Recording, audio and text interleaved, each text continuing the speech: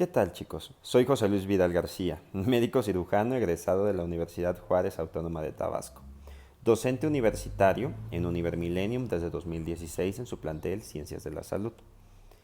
Espero que se encuentren ustedes bien el día de hoy en su casa, resguardados, junto con sus seres queridos, ante las inclemencias las cuales estamos atravesando en estos tiempos difíciles. Recordemos que aunque nuestra jornada de sana distancia terminó el día 1 de junio, no quiere decir que ha terminado la pandemia. Lo contrario, nos encontramos en el pico máximo en este momento de transmisión, lo cual conlleva a que debemos de reforzar las medidas sanitarias de mitigación, las cuales abordaremos el día de hoy en este video. Imaginemos que estamos en nuestra casa, que tenemos a un ser querido muriendo por una gripa, la cual nosotros nos tenemos que preguntar, ¿pudimos haber hecho algo para prevenirlo? ¿Qué tal si no hubiera ido a hacer esas compras? ¿Qué tal si hubiera quedado en casa en vez de irme de fiesta? ¿Qué tal si, qué tal si nada? Porque ya es demasiado tarde y la prevención pues pasó. Debemos de saber de que el contagio es completamente prevenible. Debemos de entender de que el distanciamiento social es un mal necesario, el cual sí conlleva grandes limitantes económicas, pero también conlleva lo más importante, la perseverancia de la salud. Debemos de saber de que es un enemigo difícil, es un enemigo invisible, el cual no conocemos todo. La fisiopatología de la enfermedad incluso es un poco desconocida hasta la fecha. Y entonces, como yo quiero avanzar a detener algo que es más rápido que yo, pues simplemente pues con distanciamiento social.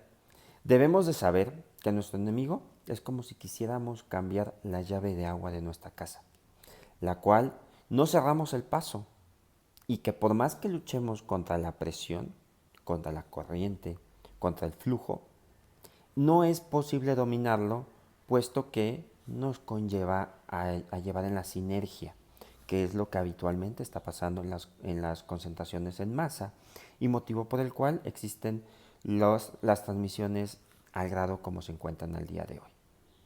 Debemos de saber de que las medidas sanitarias es lo más importante que tenemos.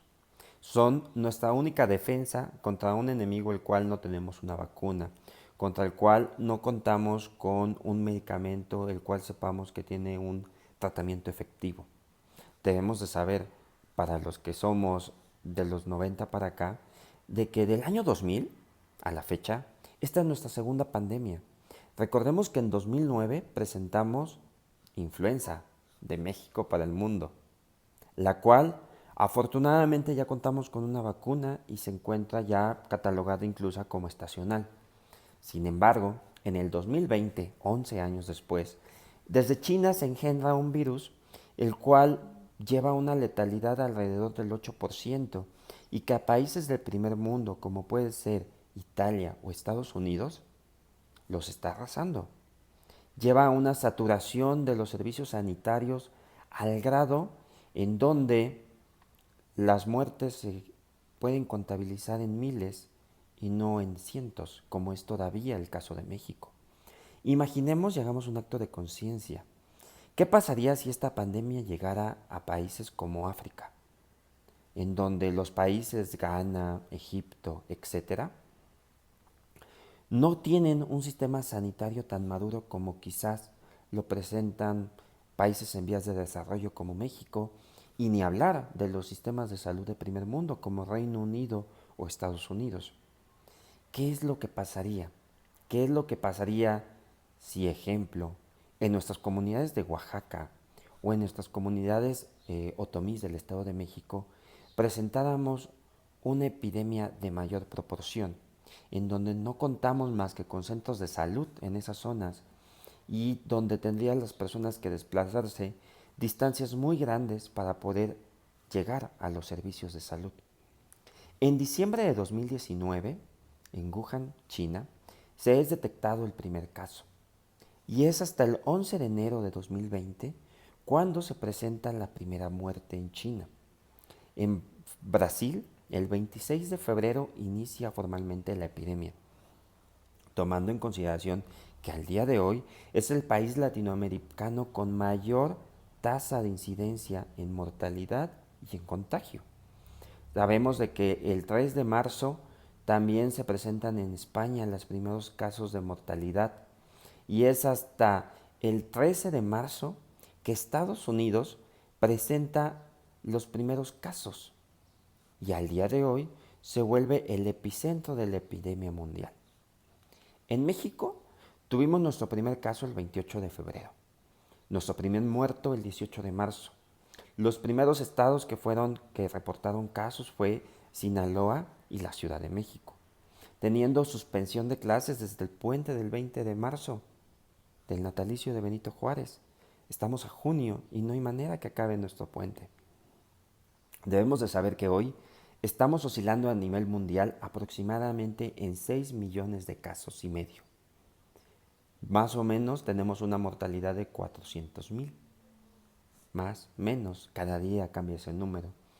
En México hemos superado ya nuestra barrera de 100,000 casos y estamos presentando una oscilación de muertes de casi el 11%, lo que conlleva a 11,000 muertos, más los que se sigan acumulando.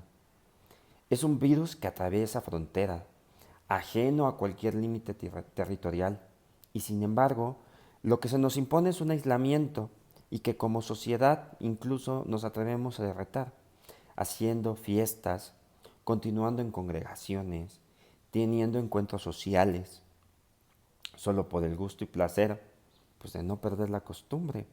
Recordemos que nos decían en psicología, somos seres biopsicosociales. Sin embargo, la mente tiene que ser más que la sociedad, más que las interacciones. Estamos en una era completamente tecnológica. En 2009 presentamos la epidemia y ¿qué pasó? Se paralizó completamente todo, porque no teníamos la madurez de infraestructura tecnológica para poder continuar como ahora en clases en línea, o que incluso en esa ocasión tuvimos colapso en los sistemas de comunicación a nivel celular. Todo esto se llena a una incertidumbre de que pues, no conocemos la totalidad de la fisiopatología del agente infeccioso, del coronavirus. Saber que esta crisis se afronta con humanismo, se afronta con decisiones sociales, con programas hacia nuestras personas vulnerables y que como nosotros, profesionistas, los que seamos profesionistas del sector salud, ponernos la camisa, no hay de otra.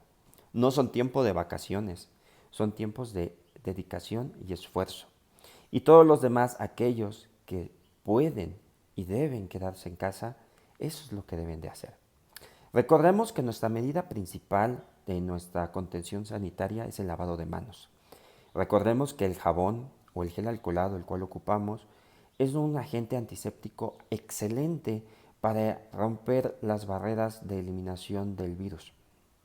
Sabemos de que las medidas de higiene respiratoria, como el estornudo de etiqueta, en donde conllevamos a llevar nuestro codo para cubrir nariz y boca, conlleva ser un mecanismo de barrera, el cual también es bastante efectivo contra la transmisión de este virus.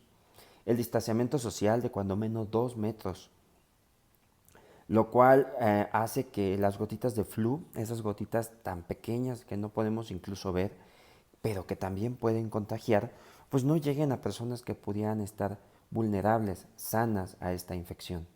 Evitar tocarse los ojos, nariz y boca, recordando que nuestra piel es un mecanismo de barrera, pero que nuestras mucosas son nuestro principal mecanismo de infección. Saber de que si tenemos fiebre, tos y dificultad para respirar, tenemos de que tomar en cuenta dos cosas. Uno, si yo no tengo ninguna condición la cual me pudiera llegar a provocar que yo me complicara, dígase comorbilidad, diabetes, hipertensión, obesidad, etcétera, lo que debemos hacer es simplemente quedarnos en casa. El uso de AINES para el control de la fiebre y malestar en general es más que suficiente. Sin embargo, si nosotros presentáramos alguna de las comorbilidades de las cuales he nombrado con anterioridad, pues la situación que debemos de encontrar es acudir a los servicios sanitarios, en donde debemos de saber identificar cuáles son nuestras unidades COVID, a cuáles podemos asistir y que tendrán los equipos e instrumental necesario para la atención de nuestro padecimiento, sabiendo de que la deficiencia de oxígeno solamente se compone con oxígeno y que quizás eh, el que tengas una patología de base como es un EPOC, como es un asma o como hemos visto lo que son las afecciones renales, se van a complicar. Por consecuencia, entre más pronto yo pueda acudir a un servicio de salud, es mucho mejor. Manteniéndose informado y siguiendo las recomendaciones del personal sanitario, podremos dar en su momento por terminada esta pandemia, adaptándonos a esta normalidad a la cual nos enfrentamos, en donde, mientras que no tengamos una vacuna, somos personas vulnerables y que quizás en algún momento, cuando la vacuna esté desarrollada y que con ello se lleve a inmunizar a nuestra población, entonces pues podamos convivir con este virus de manera cotidiana. Sabemos de que existen fomites, lo que son objetos inanimados los cuales pueden contagiar la infección, como pueden ser los pasamanos, como pueden ser los barandales, los asientos, las superficies de contacto en área pública, motivo por el cual debemos de evitar el contacto con ellas. Y si en nuestra oficina, en nuestro consultorio, sabemos que existen áreas de uso común, conllevar a la sanitización periódica de estas zonas. Debemos de saber que el uso de cubrebocas en todo momento, en la calle, en el transporte, en la oficina, conlleva a disminuir en cierta manera el riesgo de contagio, siempre y cuando nos los coloquemos adecuadamente cubriendo nariz y boca y que cuando lo vayamos a retirar lo hagamos de manera adecuada, sanitizando nuestras manos previo al contacto con nuestro rostro, para que con ello no bloqueemos el efecto de sanitización, el efecto de defensa que el dispositivo cubrebocas nos otorga, evitando salir a áreas públicas a menos que sea estrictamente necesario. Acudir al médico igual en caso de necesidad, no por gusto. En este momento nuestros programas de paciente sano pueden esperar un momento. Lo importante es que desaturemos nuestras tomas de muestra, desaturemos nuestras clínicas y que únicamente podamos otorgar el servicio a las personas las cuales en este momento lo requieran por urgencia. Limpieza de los artículos personales posteriormente a ser expuesto, al momento que hemos llegado a nuestra casa, el dejar nuestros zapatos, el dejar nuestra ropa, el meternos a bañar como mecanismos de protección, sabiendo de que solamente la prevención ahorita es nuestro mayor aliado y debemos de saber que estas medidas permanecerán por bastante tiempo hasta que podamos limitar nuestro enemigo invisible. Espero de todo corazón que se encuentren en resguardo, que continúen así, que no relajemos las medidas conforme van pasando los días. Aquellas personas que no tienen una necesidad de transportarse, de tomar un transporte público, de ir a una plaza comercial, no lo hagan. Es increíble ver en los supermercados cómo personas embarazadas, adultos mayores, no tienen de otra más que ir, no sabiendo que quizás la persona que se encuentra atrás de ellos pudiese contagiarles. Como personal médico, ¿qué experiencia nos lleva? Creo que todos tenemos miedo, eso es algo que es inevitable, miedo a lo desconocido. Pero tenemos más miedo cuando vemos morir a personas las cuales formaron parte de nuestra carrera, compañeros de generación, maestros universitarios o incluso personal médico con el cual en nuestras estancias clínicas tuvimos contacto. y que nos enteramos por las redes sociales que ya no están, que ya se han ido y que por consecuencia, quizás si en su momento nos hubiéramos quedado en casa, otra historia pudimos haber encontrado. ¿Cuánto tiempo durará? No lo sabemos. Espero que continúen como hasta ahora, que sigan cuidándose. Y aunque la distancia no nos los permite, les envío un abrazo virtual, sabiendo que me pueden seguir en redes sociales y con gusto podemos aclarar sus dudas. Tengan una excelente jornada.